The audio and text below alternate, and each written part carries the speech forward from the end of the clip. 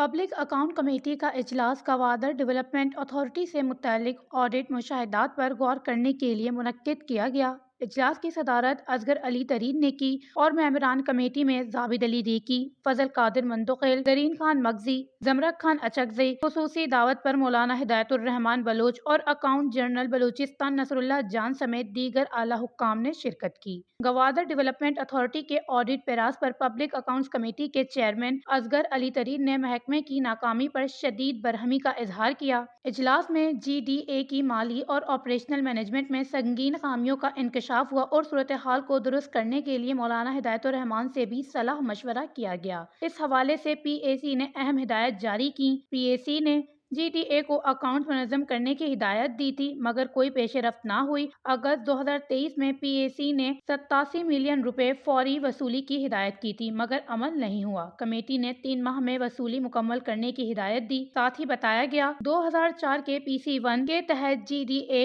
Investment funds قائم نہیں کیا گیا بلکہ ترقیاتی بجٹ سے غیر ترقیاتی اخراجات کے لیے رقم منتقل کی گئی۔ کمیٹی نے فوری عمل درآمد کی ہدایت دی جبکہ کمیٹی نے 2004 میں شروع کی گئی گریب ہاؤسنگ اسکیم کو ترک کرنے پر برہمی کا اظہار کیا جس پر 219.603 ملین روپے خرچ ہوئے تھے۔ کمیٹی نے گوادر کے سیوریج سسٹم، ترک شدہ اسکیمز اور بد انتظامی کی تحقیقات، انفراسٹرکچر کے ساتھ ساتھ کمیونٹی ویلفیئر پر خصوصی توجہ دینے کی ترغیب دی اور اس کے ساتھ جی ڈی اے کو ذمہ دار افراد کے خلاف کارروائی کے لیے رپورٹ پیش کرنے کی ہدایت بھی دی۔